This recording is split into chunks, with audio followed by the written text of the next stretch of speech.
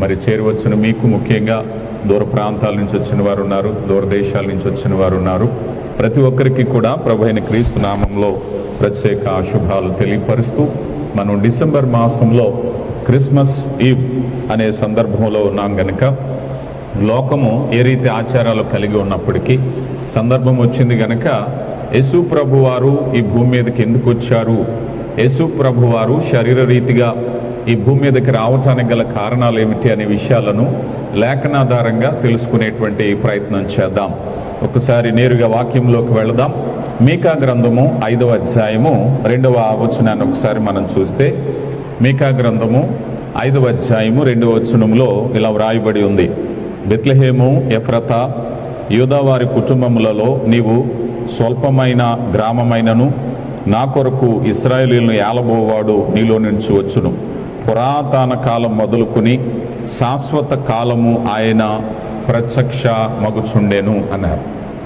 మానవులను రక్షించటానికి యేసు ప్రభువారు శరీర రీతిగా ఈ భూమి మీదకి రావటం అనే అరుదైనటువంటి సంఘటన లోకానికి మనం తెలియపరుస్తున్నాం.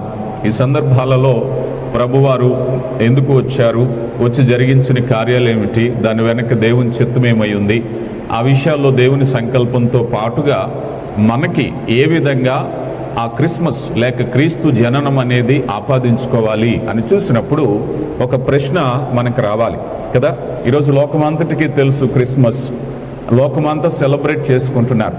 కానీ వాస్తవానికి తెలియవలసిన విషయం ఏమిటయా అంటే, ప్రభువారు భూమి మీదకి రావటానికి గల కారణం ఏమిటి, ప్రభువారు భూమి మీదకి ఎందుకు రావాల్సి వచ్చింది అని మనం ఆలోచన చేస్తే, ఈరోజు యోహాను గారు రాసినటువంటి మొదటి పత్రికలో కొన్ని విషయాలను మీతో పంచుకోవాలని ఇష్టపడుతున్నాను. యోహాను గారు రాసిన మొదటి పత్రికలో స్పష్టంగా ఇచ్చిన కొన్ని స్టేట్మెంట్స్ ఉంటాయి. ప్రభువారు ఎందుకు వచ్చారు అని చెప్పటానికి మరి బైబిల్ గ్రంథంలో అనేక విషయాలు ఉన్నా, ఈరోజు కేవలము యోహాను గారు రాసినటువంటి మొదటి పత్రికలో 5 విషయాలు వారు తెలియపరిచారు. ఈ 5 విషయాలను మీ ముందుంచే ప్రయత్నం చేస్తాను గనక, మొదటిగా యోహాను గారు రాసిన మొదటి పత్రికను తెరిచి పట్టుకున్నట్లయితే 4వ అధ్యాయము 3వ అధ్యాయము 5వ వచనాన్ని మనం చూసినప్పుడు, యోహాను గారు రాసిన మొదటి పత్రిక 3వ అధ్యాయము 5వ వచనంలో అంటున్నారు: పాపములను తీసివేయుటకై ఆయన ప్రత్యక్షమాయనని మీకు తెలియను, ఆయన యందు పాపము లేదు అన్నారు. ప్రియులారా, బైబిల్ గ్రంథంలో ముందుగానే మనం చూస్తే ప్రభువారు రాకను గుర్చినటువంటి ప్రవచనాలు చాలా కనబడతాయి మనకి. మొదటిగా ఆదికాండము 3వ అధ్యాయము 15వ వచనములో స్త్రీ సంతానమునకు సర్ప సంతానము అనే మాటను తెలియపరిచారు. తర్వాత యాకోబు గారు చెప్పిన మాటలు మనకు గుర్తొస్తాయి. అలాగే నిర్గమాకాండ గ్రంథంలో మనం చూడగలుగుతాం. యెషయా గ్రంథంలో అయితే చాలా విస్తారంగా మెస్సయ్యను గురించి, ఆయన రాకను గురించి, వచ్చినప్పుడు జరిగేటటువంటి సంఘటనల గురించి, వచ్చిన తర్వాత ఆయన కలిగిన పోలికల గురించి యెషయా గారు చాలా విస్తారంగా వ్రాశారు. అయితే చారిత్రక నేపథ్యాన్ని చూస్తున్నాం, ప్రవచనాల్ని చూస్తున్నాం. ఈరోజు యేసు ప్రభువారు ఈ భూమి మీదకి రావటం అనేది వాస్తవమని ప్రపంచము అంగీకరిస్తుంది కదా. ఆయన ఎలా వచ్చారు, ఎందుకు వచ్చారనేవి తర్వాత విషయాలైనప్పటికీ, ఈ మనం ఏదైతే ఏ భూగ్రహం మీద మనం నివసిస్తున్నామో నరావతారిగా ఆయన సంచరించారని, ఆయన జీవించారని చరిత్రలు ఘోషిస్తున్నాయి. అనేక మంది చరిత్రకారులు రాశారు, అందరూ అంగీకరించవలసిందే. ఆయన దైవత్వాన్ని గురించి ఒకవేళ ఎవరైనా శంకించినా అది తర్వాత విషయం. కానీ చరిత్రలో యేసు ప్రభు అనే ఆయన ఈ భూమి మీద ఉన్నారా అనంటే, కేవలం బైబిల్ మాత్రమే కాకుండా చారిత్రక గ్రంథాలు అనేకమైనవి వాటిని గురించి వివరిస్తూ ఉన్నాయి. అందుకని యేసు ప్రభు వారు చారిత్రక ఆధారం కలిగిన వారు. ఇక రెండవదిగా బైబిల్ ప్రకారంగా చూసినట్లయితే, బైబిల్లో చాలా రకాల ప్రవచనాలు, ప్రవక్తలు వేల సంవత్సరాల నుంచి ఘోషిస్తున్నారు. అందుకే మనం ఆ గలతీ పత్రిక 4వ అధ్యాయం 4వ వచనంలో కాలము సంపూర్ణమైనప్పుడు అన్నారు. కాలము సంపూర్ణమైనప్పుడు ఆయన భూమి మీదకి శరీర రీతిగా వచ్చే నాటికి అనేక మంది ప్రవచించిన సంఘటనలు. సరే, నేను మీకు తెలియపరిచిన విధంగా వాటన్నిటిలో కాకుండా ఈరోజు కేవలము యోహాను గారు రాసిన ఒక పత్రిక, ఒక పుస్తకంలోనే మనకి ఇందులో 5 అధ్యాయాలు కనిపిస్తాయి. ఈ 5 అధ్యాయాల్లో ఉండేటువంటి 5 కారణాలను లేఖన రూపంగా మీకు తెలియపరుస్తాను. ప్రతి ఆత్మీయ జీవితంలో ప్రభువారు ఎందుకు వచ్చారని తెలుసుకోవాల్సినటువంటి విషయం. యోహాను గారు రాసిన మొదటి పత్రిక 3:5 ప్రకారం చూసినట్లయితే ఆయన పాపములను తీసివేయుటకై ఈ భూమి మీదకి వచ్చారు. ఒక ప్రశ్న, ఈరోజు లోకంలో చాలా రకాల సిద్ధాంతాలు ఉన్నాయి.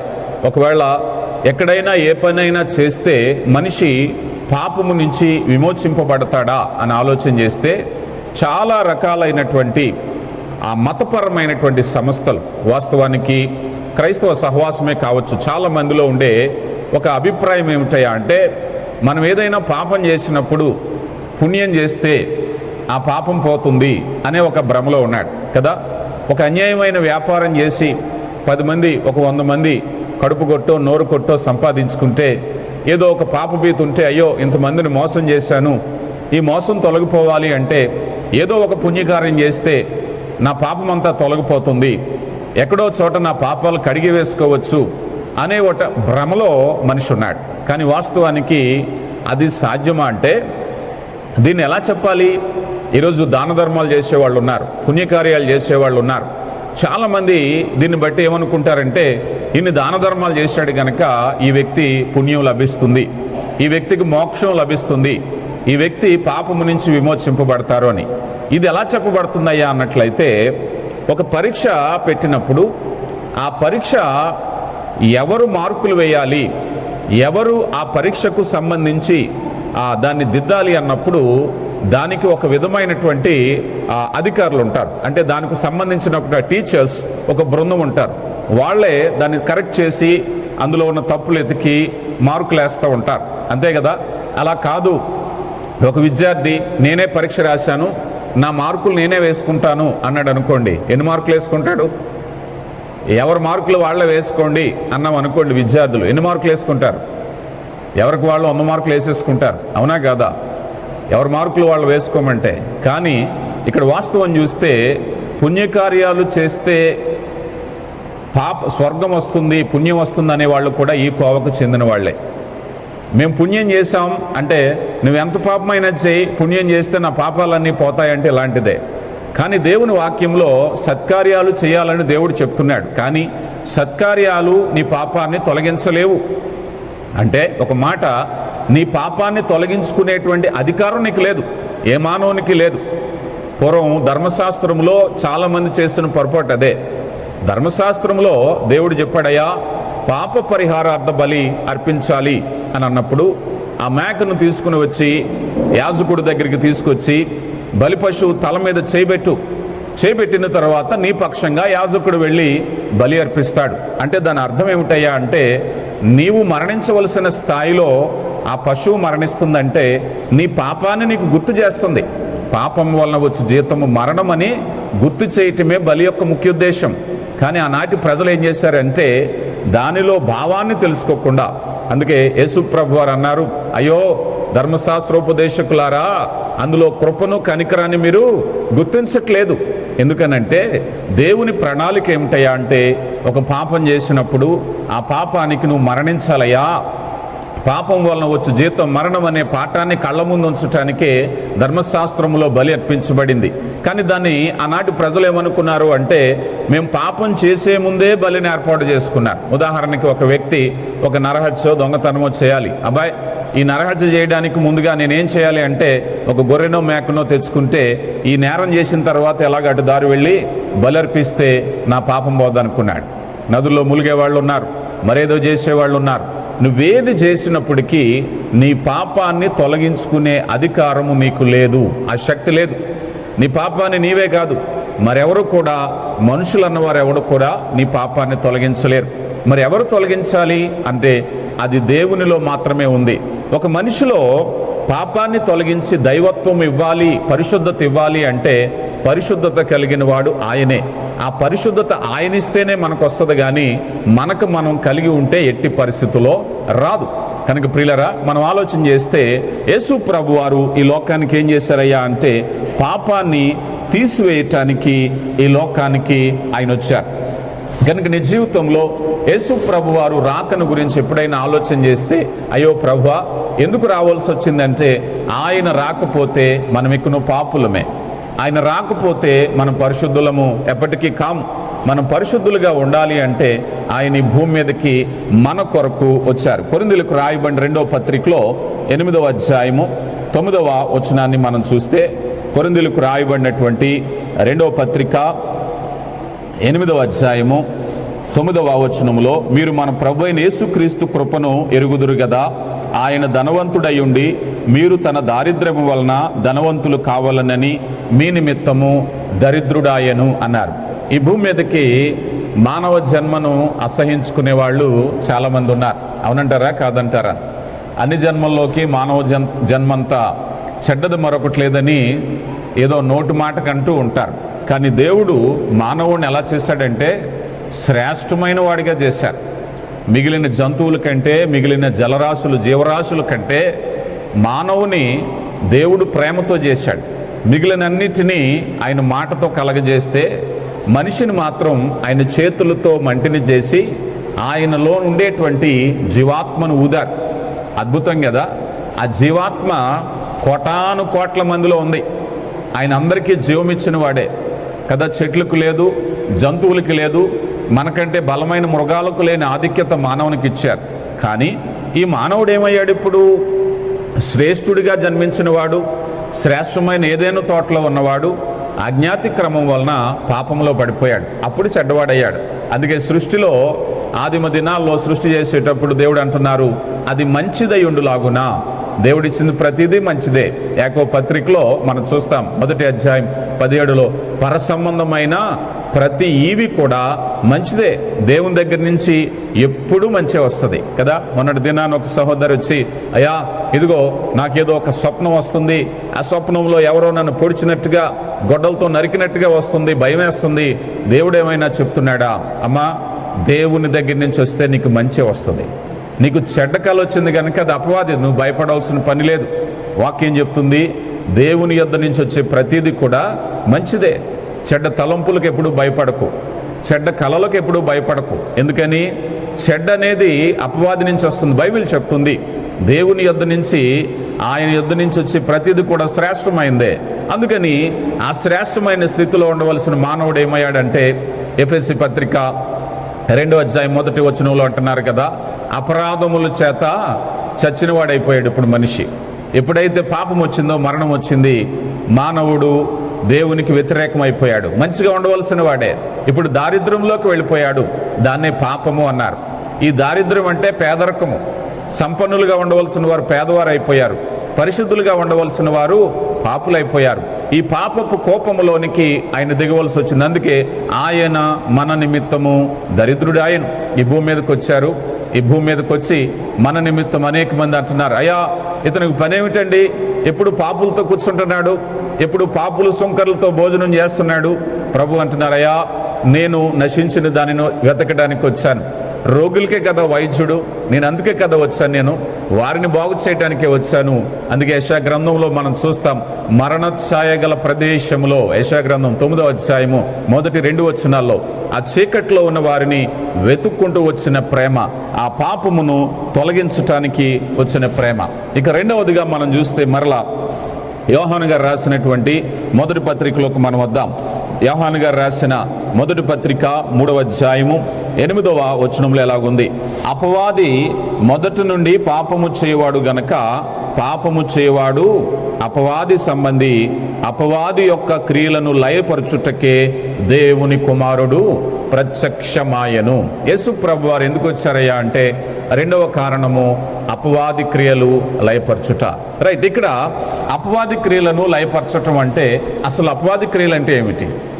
ఆయన ఏ క్రియలను లయపరచటానికి వచ్చారో, అపవాది క్రియలు అంటే ఏమిటి? ద ఫస్ట్ థింగ్ మరణము. హెబ్రీయులకు రాయబడిన పత్రిక 2:14 మనం చూసినప్పుడు ఇదిగో ఆ పిల్లలు మరణమునకు లోనై దాస్యమునకు లోనై భయపడుతున్నారట. ఈరోజు ప్రపంచంలో అందరూ భయపడేది దేనికి చెప్పండి? గొప్పవాళ్ళైనా, సంపన్నులైనా, సాధారణులైనా, జ్ఞానం కలిగిన వారైనా ఎవరైనా భయపడేది మరణానికే. ఒక క్రైస్తవుడే మరణానికి భయపడకూడదు. ప్రియులారా గమనించండి. ఎందుకనంటే మరణం ఎక్కడి నుంచి వచ్చింది? అపవాది వేసిన గెలం. అపవాది వారిని ప్రేరేపించాడు, అపవాది వారిని తప్పుదారి పట్టించాడు. ఈ తప్పుదారి పట్టించినప్పుడు మరణం అనేది వచ్చింది. వారే గనక ఆజ్ఞాతిక్రమం చేయకపోతే, వారే గనక ఆ పండును తినకపోతే వారు మరణానికి లోనవరు. వాస్తవానికి మొదట మరణము లేదు, మొదట పాపం వచ్చింది, పాపం వలన మరణం వచ్చింది. అంటే మరణము అపవాది క్రియ, అబద్ధము అపవాది క్రియ. ఏదైనా తోటలో వారిని మోసపుచ్చాడు, అయ్యా ఈ పండు తిను దినమున మీరు చావనే చావరు. అబద్ధం చెప్పాడు, మోసం చెప్పాడు. ఈరోజు లోకంలో అపవాది క్రియలు లయపరచబడాలి. మీరు ఆలోచన చేయండి. యేసు ప్రభు వారు అయ్యా మిమ్మల్ని రక్షిస్తున్నారు, మీరు అంగీకరించండి అని ఎవరైనా మీకు సువార్త ప్రకటిస్తే దేని కొరకు ప్రకటిస్తున్నారు చెప్పండి? మీ జీవితాలు మార్చుకోమని చెప్తారు, అబద్ధం చెప్పకూడదని చెప్తారు, పాపం చేయకూడదని చెప్తారు, జోదానికి దూరంగా ఉండమని చెప్తారు. ఈ శరీర కార్యాలన్నీ విడిచిపెట్టాలంటే నీలో సువార్త రావాలి. ఆ సువార్త నీకు అందించాలి అంటే యేసు ప్రభు వారి భూమి మీదకి వచ్చి మరణించి సమాధి చేయబడి తిరిగి లేచి మానవాళికి సువార్తను అందించారు. అందుకే అపవాది క్రియలు లయపరచాలి అంటే ఈరోజు క్రీస్తు వాక్యము నీ హృదయానికి చేరుకుంటే ఏ ప్రాంతానికి వెళుతుందో, ఏ ప్రదేశానికి వెళుతుందో, ఏ హృదయంలోకి వెళుతుందో ఆ వ్యక్తిలో అపవాది క్రియలు లయమైపోవాలి. అందుకే మనం బాగా సుపరిచితమైన మాట స్టువర్ట్పురం. ఒకప్పుడు స్టువర్ట్పురం అంటే అది ఒక దొంగల గ్రామంగా చెప్పుకునేవారు. రాష్ట్రంలోనే పెద్ద పేరు. కానీ ఇప్పుడు ప్రస్తుతం కనుక మీరు వెళితే ఆ స్టువర్ట్పురం అంతా కూడా చక్కని దేవుని మందిరాలు, అందరూ రక్షణలోనికి నడిపించబడ్డారు. ఆ పేరు కాస్త పోయింది, దొంగలనే పేరు పోయింది. కారణం ఏమిటి? అక్కడ యేసు ప్రభు వార్త ఎప్పుడైతే వెళ్ళిందో అపవాది క్రియలు లయమైపోయినాయి. ఈ భూమి మీద అపవాది క్రియలు లయమైపోవాలి. మరి ఎప్పుడైనా సాక్ష్యం వింటే, అయ్యా ఒకప్పుడు ఒక భయంకరమైన వ్యసనములో ఉండేవాడు, క్రీస్తును అంగీకరించి తన జీవితాన్ని మార్చుకున్నాడు అంటే అపవాది క్రియలు లయమైపోవాలి. ప్రియులారా గమనించండి. యేసు ప్రభు వారు ఈ భూమి మీదకి వచ్చి 2000 సంవత్సరాల క్రితం వచ్చారు. ఇంకా ఏ జీవితంలోనికి ఆయన రాలేదో అక్కడ ఇంకా క్రిస్మస్ లేదు. ఇంకా ఎవరైతే వ్యసనంలో ఉన్నారో వారి జీవితంలో క్రిస్మస్ లేదు. అపవాది క్రియల యుద్ధం. దీన్నే కొరింథీ పత్రికలో మనం చూసినప్పుడు, కొరింథీలకు రాయబడిన 2వ పత్రిక 4వ అధ్యాయము 4వ వచనంలో అపోస్తలుడైనటువంటి పౌలు అంటున్నారు కదా, 4వ అధ్యాయం 4వ వచనం, దేవుని స్వరూపైన క్రీస్తు మహిమ కనపరచు సువార్త ప్రకాశము వారికి ప్రకాశింపకుండు నిమిత్తము ఈ యుగ సంబంధమైన దేవత అవిశ్వాసులైన వారి మనోనేత్రములకు గుడ్డితనము కలుగ చేసి ఉన్నది అన్నారు. ప్రియులారా గమనించండి. యేసు ప్రభు వారి సువార్తను గురించి మనం మాట్లాడేటప్పుడు ఎప్పుడైతే సువార్త ప్రకాశము మన మనోనేత్రాలకు వెలిగించబడిందో, వాస్తవం ఏమిటో తెలిసిందో, సత్యం ఏమిటో తెలిసిందో మన జీవితాలు మార్చుకుంటాం. మరో చోట కొరింథీలకు రాయబడిన పత్రికలో పౌలు గారు అంటారు కదా, దేవుని ఎదుట మా యుద్ధోపకరణములు శరీర సంబంధమైనవి కాదు, కానీ దుర్గములను పడజోయజాలనంత శక్తి కలిగినవి అన్నారు. ఏమిటా వెపన్స్? ఏమిటా బలం అంటే మరో చోట ఎఫెసీ పత్రికలో, అయా మేము చేసే పోరాటము అంధకార సంబంధులతో, లోకనాథులతో కదా, వీరితో మేము పోరాడుతున్నాం. క్రైస్తవ జీవితము పోరాటమే. గలతీలకు రాయబడిన పత్రికలో కూడా శరీర కార్యాలు, ఆత్మకార్యాలు చెప్పారు. రోమీలకు రాయబడిన పత్రికలో నా శరీరములో వేరే నియమం ఉన్నట్టు నాకు కనబడుచున్నది అన్నారు. ప్రియులారా గమనిస్తున్నారా? అంటే పోరాటంలో శరీర క్రియలను జయించాలి, అపవాది క్రియలను జయించాలి. అందుకు నీ ఒక్కరి శక్తి సరిపోదు గనుకే మనల్ని బలపరచటానికి ప్రభు ఈ భూమి మీదకి వచ్చారు. ఆ ప్రభు ఎప్పుడైతే నీ జీవితంలోకి వస్తారో నువ్వు వ్యసనాన్ని జయించగలుగుతావు, జోదాన్ని జయించగలుగుతావు, పాపాన్ని జయించగలుగుతావు. ఇంకా చాలామంది, నేను అనుకుంటూ ఉంటాను, చాలామందితో అంటూ ఉంటాను, ఎవరైనా ఒక వ్యసనంలో ఉన్న వారిని బయటకు తీసుకురావాలి అని అంటే ఆ వ్యసనంలో ఉన్నప్పుడు వాళ్ళు అనుకుంటారు ఈ వ్యసనం నుంచి నేను బయటికి రావాలి అని. వాళ్ళ సిన్సియారిటీని ఎప్పుడు మనం తగ్గించలేం. వాళ్ళు నిజంగా అనుకుంటున్నారా లేదా అంటే ఖచ్చితంగా అనిపిస్తుంది. ఒక పాపంలో వ్యసనంలో ఉన్న వ్యక్తి ఇంటిల్లు బాధి తిడుతుంటే, బంధువులు తిడుతుంటే, ఊరు వాడ చెడ్డగా చెప్పుకుంటుంటే తనకి అనిపిస్తుంది కదా, ఎందుకు వచ్చింది బ్రతుకని. కానీ దాని నుంచి బయటికి రాలేకపోతున్నాడు. కారణం ఏమిటో తెలుసా? తనకు శక్తి సరిపోదు. అందుకే యేసు ప్రభు వారి భూమి మీదకి వచ్చి అంటున్నారు, నాయనా నువ్వు ఆ శక్తిని నేను అనుగ్రహించడానికి వచ్చాను. నువ్వు సైతాను క్రియల మీద పోరాడతావా, నిన్ను బలపరుస్తాను. వ్యసనం మీద పోరాడతావా, నిన్ను బలపరుస్తాను. చీకటి మీద పోరాడతావా, నీ శక్తి సరిపోదు. చాలామంది ఆ వ్యసనం నుంచి బయటికి రావాలి అనుకుంటున్నారు, కానీ రాలేకపోతున్నారు, ఇరుక్కుపోయారు. కానీ ప్రభు ఈ లోకానికి వచ్చి అంటున్నారని, అయ్యా నిన్ను విమోచించటానికి, ఇదిగో సైతాను క్రియలు లయపరచటానికే ఆయన ఈ భూమి మీదకి వచ్చా. ఇక మూడవదిగా మనం చూసినట్లయితే యోహాను గారు రాసిన మొదటి పత్రిక 4వ అధ్యాయము 9వ వచనం, 4వ అధ్యాయము 9వ వచనంలో, మనము ఆయన ద్వారా జీవించినట్లు దేవుడు తన అద్వితీయ కుమారుని లోకమునకు పంపెను. దేని వలన దేవుడు మన యందుంచినటువంటి ప్రేమ ప్రత్యక్షమాయెను అంటున్నారు. ప్రియులారా, గమనించినట్లయితే ఇక్కడ దేవుడు దేని కొరకు ఆ కార్యం చేశారంటే, నీ కొరకు నా కొరకు నిత్య జీవం ఇవ్వటానికి వచ్చారు. యేసు ప్రభు వారు రాకపోతే ఏమిటయ్యా పరిస్థితి అన్నారు. మీరు గమనించండి, మానవ జీవితాల్లో అంతుచెక్కని ప్రశ్నగా చాలా మందిలో ఉండే అభిప్రాయం ఏమిటయ్యా అంటే, మరణం తర్వాత ఏమిటి జీవితం? మనందరికీ, సమస్త మానవాళికి కూడా ఒక మనిషి చక్కగా మాట్లాడతాడు, ఆ ప్రేమను పంచుకుంటాడు, రాకపోకలు, సంతోషాలు, అభిమానాలు. ఇంత మనిషి, పరిజ్ఞానం కలిగిన మనిషి మరణిస్తే ఏమవుతున్నాడు? మరణించిన వెంటనే అతను మృత శరీరం అయిపోయాడు. ఆశ్చర్యం అనిపిస్తుంది. ఏమండి, ఇంత చక్కగా భావాలు పంచుకున్న వ్యక్తి, కలిసి ఉన్న వ్యక్తి, ఆలోచన కలిగిన వ్యక్తి, పథకాలు కలిగిన వ్యక్తి, కోపతాపాలు కలిగిన వ్యక్తి, భావాలను ప్రకటించగలిగిన వ్యక్తి అచేతనం అయిపోయాడు. ఏమైపోయింది జీవితం? ఇంత జీవితము ఇలా ముగిసిపోవటం ఏమిటి? ఆలోచన చేస్తే బైబిల్ దానికి ఆన్సర్ ఇస్తుంది. అదే, మరణము తర్వాత ఒక జీవితం ఉంది కదా. తరతరముల నుంచి మాకు నివాస స్థలము నీవే, ఆయనలో నుంచే వచ్చాం. మరలా అంటారట ఆయన, నరులారా తిరిగి రండని ఆయన మానవాళ్ళని పిలుస్తూ ఉన్నారు. ప్రియులారా, గమనించండి, మరణం తర్వాత ఎక్కడికి వెళుతున్నాం? బైబిల్ చెప్తుంది 2 మార్గాలు ఉన్నాయి. 2 మార్గాలు ఏమిటయ్యా అన్నట్లయితే, 1 పరలోకం, 2 నరకం. ప్రియులారా, గమనించండి, మనందరికీ తెలుసు, అయ్యా ప్రేమించే దేవుడే కదా నరకాన్ని ఎందుకు కలగజేశారు? ఆ మాట ఎప్పుడు వచ్చినా కూడా మనం పొరపడినట్టే. నరకం అనేది ఎప్పుడు కూడా మానవాళి కోసం తయారు చేయబడింది కాదు. దేవుడు మొదటిగా పరలోకాన్ని తయారు చేశారు. ఫస్ట్ క్రియేషన్ ఏమిటండి? పరలోకం. దేనికోసమో తెలుసా? నీ కొరకు, నా కొరకు పరలోకాన్ని తయారు చేశారు. యేసు ప్రభు వారు యోహాను సువార్త 14లో అంటున్నారు కదా, అయ్యా నేను స్థలము సిద్ధపరచా వెళ్ళుచున్నాను అన్నారు. కనుక యేసు ప్రభు వారు స్థలాన్ని సిద్ధపరిచారు. పరలోకపు తండ్రి మనకు ఒక పరలోకాన్ని ఏర్పాటు చేశారు.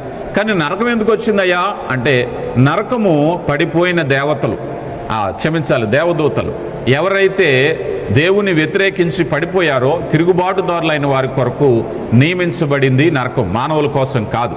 కానీ వారి కొరకు నియమించబడినటువంటి ఈ అపవాది ఏం చేశాడంటే, కాలము కొద్దిగాని ఎరిగి, అయ్యా ఒక సమయం వస్తుంది, ఆ సమయంలో నా బిడ్డలందరినీ నేను పరలోకం తీసుకెళ్ళి సంతోషంగా ఉంటాను, నిన్ను ఆ చీకటి కటిక బిలంలో బంధిస్తాను అని అంటే, అపవాది ఏం చేశాడంటే, నన్ను మాత్రమే పంపిస్తావా?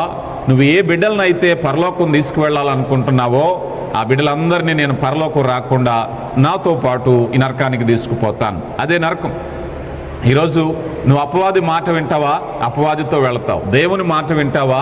దేవునితో వెళతావు. అందుకే పరలోకపు తండ్రి తన ప్రేమను మరలా మానవాళికి తెలియపరిచి స్వీయ ప్రకటనగా ఉండాలనే ఆయన ఈ భూమి మీదకి వచ్చారు. అందుకే ఈ భూమి మీదకి వచ్చి ఆయన అంటున్నారు, అయ్యా నేను నిత్య జీవాన్ని ఇవ్వటానికి వచ్చాను. బిడ్డలారా, దారి తప్పిపోతున్నారు, మానవాళ్ళంతా దారి తప్పిపోతున్నారు. అందుకే యేసు ప్రభు వారు అంటున్నారు కదా, నేనే మార్గమును, సత్యమును, జీవమును. అయ్యా దారి త్రోవను కనిపించినటువంటి వారు మీరు.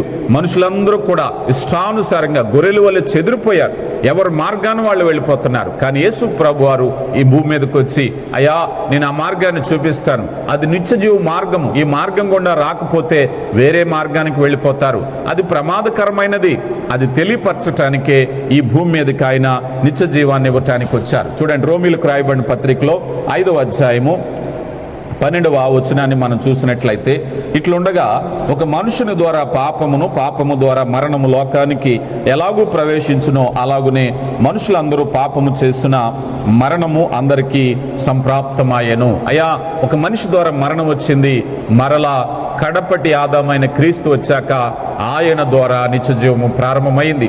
ఎక్కడ పొరపాటు జరిగిందో ఆ పొరపాటును మరలా పరలోకపు దేవుడు సరిచేయటానికి ఈయన పంపించినట్లుగా మనం చూస్తూ ఉన్నాం. ప్రియులారా, గమనించండి, దేవుని కృప నిత్యజీవపు ఆశీర్వాదాలు ఇవ్వటానికి ఈ భూమి మీదకి వచ్చారు. అందుకని మానవాళి ఎక్కడికి వెళ్ళాలి నీ గమ్యం అనేది తెలియని పరిస్థితుల్లో ఉన్న వారికి పరలోకాన్ని గురించి మానవాళికి తెలియపరచడానికి. అందుకే మనకు అనిపిస్తుంది, ఎవరైనా ఏదైనా ఒక ప్రాంతం నుంచి ఒక సమాచారం తీసుకొచ్చారనుకుందాం, ఆ సమాచారాన్ని మనం నమ్మాలా లేదా అని అంటే మనకు ఒక ప్రశ్న వస్తుంది. ఉదాహరణకి నేను ఈ మధ్య ఒమన్ దేశం వెళ్ళాను. ఒమన్ దేశంలో ఇవి ఉంటాయని నేను చెప్పాను అనుకోండి, మీరు నమ్మొచ్చు. ఎందుకని, ఈయన ఒమన్ దేశం వెళ్ళొచ్చాడు కనుక ఈయనకి అన్నీ తెలుస్తాయి అక్కడ విషయాలని నా మీద మీకు ఒక నమ్మకం ఉంటుంది. లేదు, ఇదే గ్రామానికి చెందిన వ్యక్తి, ఆయనకేం తెలుసండి, నేను చెప్తాను ఒమన్ విషయాలు అన్నారనుకోండి, మీరు ఏమంటారు? ఏమయ్యా, నువ్వు ఎప్పుడు వెళ్ళలేదు కదా, ఆయనంటే వెళ్ళొచ్చాడు చెప్తున్నాడు, నువ్వు ఎప్పుడు ఊరు దాటలేదు, నువ్వు చెప్తే మేము ఎలా నమ్ముతామని అడుగుతారా లేదా? అలాగే పరలోకానికి సంబంధించిన విషయాలు మానవులు చెప్తే నమ్మొద్దు. ఎందుకనంటే ఈరోజు చాలామంది మోక్షాన్ని గురించి మాట్లాడే వాళ్ళు ఉన్నారు, మానవులే. ఈరోజు పరలోకాన్ని గురించి మాట్లాడేవారు ఉన్నారు, మానవులే. కానీ క్రైస్తవుడిగా మనకున్న ఆధిక్యత ఏమిటంటే పరలోకము నుండి వచ్చిన ఆయనే మన కొరకు పరలోకాన్ని చెప్పారు. ఎందుకు నమ్మాలి? పరలోకం ఉందని, మరణం తర్వాత నిత్యజీవం ఉందని ఎందుకు నమ్మాలి? మనం ఎక్కడికైతే వెళ్ళాలనుకుంటున్నామో ఆ పరలోకం నుంచి వచ్చిన ఆయనే పరలోకాన్ని గురించి మనకి చెప్పారు కదా. ఆయన పరలోకములో దేవునితో సమానముగా ఉండుట విడిచిపెట్టకూడని భాగ్యం అనుకొనలేదు, కానీ దాసుని స్వరూపము ధరించి నీ కొరకు నా కొరకు మానవునిగా ఈ భూమి మీదకి వచ్చారు. కనుక ప్రభువా, నువ్వు ఎక్కడి నుంచి వచ్చావయ్యా? పరలోకం నుంచి వచ్చారు. అబ్రహాము గారు కూడా ప్రభు దినాన్ని గురించి చూస్తున్నారు కదా. నేను అబ్రహాము కంటే మునుపున్నవాడును అంటున్నాను. యోహాను సువార్త 1వ అధ్యాయం 1వ వచనములో ఆది యందు వాక్యం ఉండెను, వాక్యము దేవుని యొద్దుండెను, వాక్యమే దేవుడై ఉండెను. ఆది సంభూతుడు యేసు ప్రభు వారు ఎవరయ్యా అంటే ఆది సంభూతుడు. అందుకే ప్రకటన గ్రంథంలో నీవు మరణించుచున్నవన్న మాటే గాని యుగ యుగములు జీవించువాడవు అన్నారు. నిత్యత్వము కలిగిన వాడు, సృష్టికర్త, కలిగి ఉన్నదేదియు ఆయన లేకుండా కలగలేదు. అందుకే ఆయన మాటలకు ఎందుకు విలువయ్యా అంటే అంతటి అనుభవం కలిగిన ప్రభువారే ఈ భూమి మీదకి వచ్చి ఆ నిత్యత్వాన్ని గురించి తెలియపరుస్తున్నారు, నిత్యత్వంలో ఉన్న వ్యక్తి. అందుకని యేసు ప్రభు వారిని ఎందుకు మనం విశ్వసించాలి అంటే ఆయన పరలోకం నుంచి వచ్చారు. ఇక 4వదిగా మనం చూసినట్లయితే యోహాను గారు రాసిన మొదటి పత్రిక 4వ అధ్యాయము 10వ వచనాన్ని మనం చూద్దాం. 4వ అధ్యాయం 10వ వచనం, మనం దేవుని ప్రేమించుతమని కాదు, తానే మనలను ప్రేమించి మన పాపములకు ప్రాయశ్చిత్తం ఉండుటకు తన కుమారుని పంపెను. ప్రియులారా, ఇదొక ముఖ్యమైన విషయం. ఈ 4వ అంశం ఏమిటయ్యా అంటే ప్రాయశ్చిత్తము అన్నారు. ప్రాయశ్చిత్తం అనే మాట ఏమిటయ్యా అంటే మనము ఏదైనా ఒక నష్టాన్ని పరిచినప్పుడు పెనాల్టీ పే చేయటం. ఉదాహరణకి ట్రాఫిక్లో వెళ్ళే వ్యక్తి సరిగా డ్రైవ్ చేయకుండా ప్రయాణం చేశాడు, అతను తప్పిదంగా డ్రైవ్ చేశాడు కనుక ట్రాఫిక్ వారు పట్టుకుని అతనికి ఫైన్ వేశారు.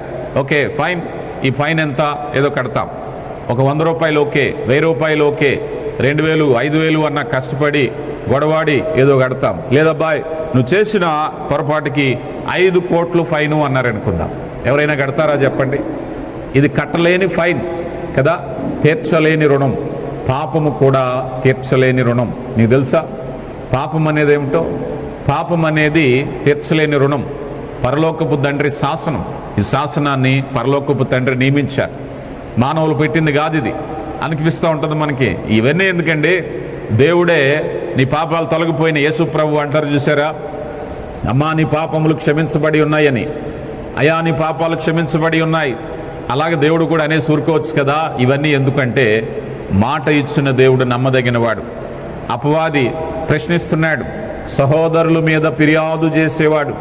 మోషే విషయంలో కూడా మోషే చనిపోయినప్పుడు అపవాది దేవుని దూతతో ఆయన వాదించటం మొదలుపెట్టాడు.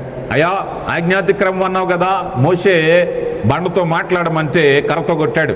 మరి పాపమే కదా, ఆజ్ఞాతిక్రమం చేశాడు, మరి నువ్వు ఎందుకు పరలోకం తీసుకెళ్తావు? కుదరదు అపవాది. కానీ మాట తప్పని దేవుడు తన ఆజ్ఞను నెరవేర్చడానికి ఏం చేస్తున్నాడో తెలుసా? ఆయనలో న్యాయం ఉంది, ఆయనలో నీతి ఉంది, కానీ ఆయనలో ప్రేమ ఉంది. చూడండి, చరిత్రలో ఎక్కడ కూడా న్యాయము ప్రేమ ఒక చోట కలిసి ఉండవు కదా. న్యాయం ఉన్న చోట ప్రేమ ఉండదు, ప్రేమ ఉన్న చోట న్యాయం ఉండదు. మనమే ఉన్నాం, ఇద్దరికి తగు తీర్చాలి అనుకుందాం, వాళ్ళ మీద మనం ఖచ్చితంగా న్యాయం తీర్చాలి అంటే మన మనసులో ప్రేమ ఉండకూడదు. ఆ తగులో ఉన్నవాడు మా తమ్ముడో, మా చెల్లో, నా తల్లో అనుకున్నాం అనుకోండి, తగు తీర్చలేం. ఎందుకని? ఎప్పుడైతే మనలో ప్రేమ వచ్చేసిందో న్యాయం తీర్చలేం. స్వపక్షం వస్తుంది, స్వార్థం వస్తుంది, మనం న్యాయం తీర్చలేం. కానీ నువ్వు న్యాయంగా తీర్చాలి అంటే ప్రేమ ఉండదు. ఎదుటిన్నవాడు ఎవరైనా సరే, నా కుటుంబీకులైనా రక్త బంధువులైనా ఎవరైనా నాకు ఒకటే అని. కానీ న్యాయము ప్రేమ కలిసినదే యేసు ప్రభు వారు. న్యాయం ఏమిటయ్యా? ఇదిగో అని అంటున్నారు, పాపం వలన వచ్చే జీతము మరణము, మరణించవలసిందే. మరి ఎంతమందిని చంపేస్తారండి? కోటాను కోట్ల మందిని చంపేస్తారా? లేదు. వారి కొరకు తన అద్వితీయ కుమారుణ్ణి బలియాగంగా అర్పించారు. కనుక నువ్వు ప్రేమించావా? బిడ్డలను ప్రేమించాను, ఇదిగో వీరందరినీ ప్రేమిస్తున్నాను. మరి న్యాయం తీర్చవా? తీర్చాను కదా. వీరందరి నిమిత్తము నా ప్రియ కుమారుని నేను బలిగా అర్పించాను. ఇది న్యాయము. శిలువ మరణం అనేది న్యాయము, కృప అనేది ప్రేమ. కనుక శిలువ మరణంలో పొందటానికే ఆయన ఈ భూమి మీదకి వచ్చారు. అందుకని యేసు ప్రభు వారు అనేకులకు ప్రతిగా క్రయధనముగా కదా, యేసు ప్రభు వారు క్రయధనముగా. ఈరోజు చాలామంది యేసు ప్రభు వారిని విమర్శించేవారు, ఆయన దేవుడా, ఆయన సిలువ వేయబడితే లేకపోతే ఆయనకున్న మేకులు తొలగించుకోలేకపోయారు, చాలా విచిత్రంగా మాట్లాడుతూ ఉంటారు. ప్రియులారా, యేసు ప్రభు మరణాన్ని గురించి సుమారుగా 750 సంవత్సరాలకు పూర్వమే యెషయా తెలియపరుస్తూ ఉన్నారు. ఆయన అతిక్రమములలో ఒకడిగా ఎంచబడ్డాడు, ఆయన పొందిన దెబ్బల చేత మనకు స్వస్థత కలుగుతుందని 750 సంవత్సరాలకు పూర్వమే యెషయా గ్రంథకర్త తెలియపరిచారు. యేసు ప్రభు వారు ఎందుకు వచ్చారు అంటే విమోచన కొరకు, క్రయధనముగా ఆయన మరణించటానికి వచ్చారు. ఏ శరీరముతో మనం పాపం చేశామో ఆ శరీరముతోనే పరిహారము చెల్లించాలి అంటే ఆయనకు ఒక శరీరము అవసరమైంది. అందుకే హెబ్రీ పత్రిక 10వ అధ్యాయంలో అంటారు, ఆయన ఈ లోకములోనికి ప్రవేశించుచుండగా ఆయనకు ఒక శరీరమును అమర్చితివి. మరియ తల్లి గర్భంలో ఆ శరీరాన్ని అమర్చటానికి గల కారణం ఏమిటయ్యా అంటే ఆయన కూడా రక్త మాంసములలో పాలివాడయ్యారు. ప్రియులారా, మనం కొరింథీయులకు రాయబడిన 2వ పత్రిక 5వ అధ్యాయంలో చూస్తాం, మనము శరీరముతో జరిగించిన క్రియలు అవి మంచివైనను సరే చెడ్డవైనను సరే క్రీస్తు న్యాయపీఠము ఎదుట హాజరు కావాలి. దేనికోసం అండి? శరీరముతో జరిగించిన క్రియలు. హెబ్రీ పత్రిక 2:14లో కూడా రక్త మాంసములలో పాలువాడయ్యాడు. ఎందుకంటే మనం శరీరంతో పాపం చేశాం గనక శరీరమే పరిహారం చెల్లించాలి. అందుకే యేసు ప్రభు వారికి శరీరం అవసరమైంది. ఆయన మరియ గర్భములో ఆయన పుట్టి ఇదిగో సిలువ వేయబడ్డానికే ఆయన ఈ భూమి మీదకి వచ్చారు. కనుక ప్రియులారా, దేవుని యొక్క ప్రేమ సంకల్పము ఎంతటి ప్రేమయ్యా అంటే నిన్ను నన్ను విమోచించాలి అంటే ప్రాయశ్చిత్తము చెల్లించాలి. ఇది మాటతో జరిగేది కాదు, ఇది క్రియలతో జరగాలి. కీర్తనకారుడు 7వ సంకీర్తన 11వ చరణంలో ఒక మాట అన్నారు. 7వ సంకీర్తన 11లో న్యాయమును బట్టి ఆయన తీర్పు తీర్చును, ఆయన ప్రతిదినము కోపపడు దేవుడు కాదు కదా. ఆయన న్యాయమును బట్టి తీర్పు తీర్చే దేవుడు. ఆ శిలువ మీద మానవాళికి ఇచ్చిన తీర్పది. అందుకే మనం ఇందాక చూసాం, ఆయన ధనవంతుడై ఉండి మన నిమిత్తము దరిద్రుడు అయ్యాడు. యేసు ప్రభు వారు శిలువ మీద పాపిగా ఎంచబడ్డారు. ఆయన పాపం చేయలేదు, ఆయన నోట ఏ కపటము లేదని పేతురు గారు తెలియపరుస్తూ ఉన్నారు. నాలో పాపమున్నదని మీరు ఎవరైనా స్థాపించగలరా అని సవాలు విసురుతున్నారు. ఎవరు సమాధానం చెప్పట్లేదు. ప్రియులరా, అంతటి పాపము లేనివాడు పాపిగా ఎంచబడ్డాడు. ప్రియులరా, పాపిగా ఎంచబడి సిలువ వేయబడ్డానికి గల కారణం ఏమిటయ్యా అంటే ప్రాయశ్చిత్తము చెల్లించటానికి ఆయన ఈ భూమి మీదకి వచ్చారు. 103వ సంకీర్తన 10వ చరణంలో మన పాపములను బట్టి మనకు ప్రతీకారము చేయలేదు, మన దోషములను బట్టి మనకు ప్రతిఫలం ఇయ్యలేదు కదా. మన పాపాలను బట్టి మనకు ప్రతీకారం ఇస్తే మనిషి భూమి మీద బ్రతకడం కష్టం. కానీ ప్రేమ కలిగిన దేవుడు మనల్ని ప్రేమించాడు కనుక యేసు ప్రభు వారు ఎందుకు వచ్చారు అంటే మన పక్షంగా మన యొక్క పన్ను ఏదైతే ఉందో అది కట్టడానికి వచ్చాడు. ఆయన మన మీద అపరాధ రుసుమును కట్టడానికి వచ్చాడు. ఎలాంటిదయ్యా అంటే కొన్ని ఏమైనా మన పాపం చేసిన దానికి పన్ను ఏదైనా ఇవ్వాలి అని అంటే ధనవంతులందరూ పన్ను కట్టేసుకునే వాళ్ళే, పేదవాళ్ళు మిగిలిపోయేవారే. కానీ యేసు ప్రభు వారు అంటారు కదా, మీరు వెండి బంగారము వంటి క్షయ వస్తువుల చేత విమోచింపబడలేదు. ఎందుకనంటే వెండి బంగారం చేత విమోచింపబడాలి అంటే చాలామంది ధనికులు ఉన్నారు లోకంలో, రక్షణ కొనుక్కునేవారేమో. కానీ యేసు ప్రభు వారు అంటున్నారు, అమూల్యమైన విలువైన రక్తము చేత మీరు విమోచింపబడ్డారు. ప్రియులారా గమనించండి, విలువైన రక్తము చేత విమోచింపబడ్డారు. అలాంటి విలువైనటువంటిది ఎవరి దగ్గర లేదు. పరిశుద్ధుని రక్తము యేసు ప్రభు దగ్గరే ఉంది. అందుకని లేకపోతే మరొక మనిషినో మరొక వ్యక్తినో ఏర్పాటు చేద్దామంటే మనిషి రక్తం పనిచేయదు. పరిశుద్ధుని రక్తం కావాలి, విమోచకుని రక్తం కావాలి. కనుకే ఆయనే వచ్చి తన రక్తాన్ని నీ కొరకు నా కొరకు చిందించారు. ఇది విమోచన.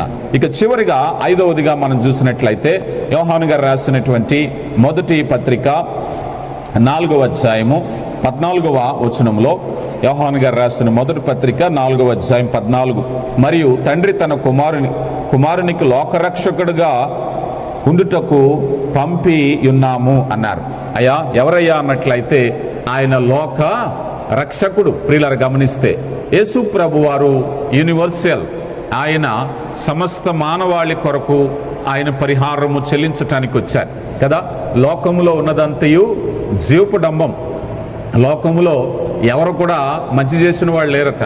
అందరూ పాపము చేసి దేవుడు అనుగ్రహించు మహిమను పొందుకోలేకపోతున్నారు. అలాంటి సందర్భంలో యేసు ప్రభు వారు లోకానికి ఎందుకు వచ్చారయ్యా అంటే లోకమంతటి కొరకు రక్షకుడుగా ఈ లోకానికి వచ్చారు. అందుకే లోకా సువార్త 2వ అధ్యాయంలో ప్రజలందరికీ కలగబోవు మహా సంతోషకరమైన వర్తమానం, అన్ని తరగతుల వారికి, కొంతమందికి మాత్రమే కాదు. అందుకే మనం క్రిస్మస్ సువర్తమానంలో చూసినప్పుడు ఆయన జ్ఞానులకు వర్తమానం పంపించి అలాగే సమాజంలో అణగారిన వర్గంగా ఉన్న గొల్లలకు కూడా సమాచారం పంపించారు. ఇందులో ఈ సువర్తమానము సంపన్నులకు, సామాన్యులకు, జ్ఞానవంతులకు, చదువులేని వారికి, ధన సంపన్నులకు, పేదవారికి, అందరికీ కూడా లోకమంతటికి కలిగించేటటువంటి మహా సంతోషకరమైనటువంటి సువర్తమానం. అందుకే యేసు ప్రభు వారు లోక రక్షకుడు. నువ్వే దేశంలో ఉన్నా, ఏ ప్రాంతంలో ఉన్నా, ఏ కులమైనా, ఏ గోత్రమైనా, ఏ ప్రాంతమైనా, నువ్వెవరైనా సరే యేసు ప్రభులో ఉండేటువంటి ఆధిక్యత ఏమిటయ్యా అంటే నిన్ను రక్షించటానికి యేసు ప్రభు ఈ లోకానికి వచ్చారు. యోహాను సువార్త 4వ అధ్యాయము 39వ వచనాన్ని మనం చూసినట్లయితే 4వ అధ్యాయము 39వ వచనంలో, నేను చేసినవన్నీ నాతో చెప్పునని సాక్ష్యం ఇచ్చాను. స్త్రీ యొక్క మాటలను బట్టి ఆ ఊరిలో సమరయులు అనేకులు ఆయన యందు విశ్వాసం ఉంచరి. సమరయ స్త్రీ దగ్గరికి వెళ్ళారు. అమ్మా, ఇదిగో నువ్వు దప్పికొని ఉంటే నేనిచ్చు నీళ్లు తాగువాడు ఎన్నడూ కూడా దప్పికొనడు. మానవ సమస్యలకు పరిష్కారము యేసు ప్రభువారు. నీ సమస్య ఏ రూపంలో ఉన్నా, నీ సమస్య ఏ స్థితిలో ఉన్నా యేసు ప్రభువారు సహాయం చేయటానికి వచ్చారు.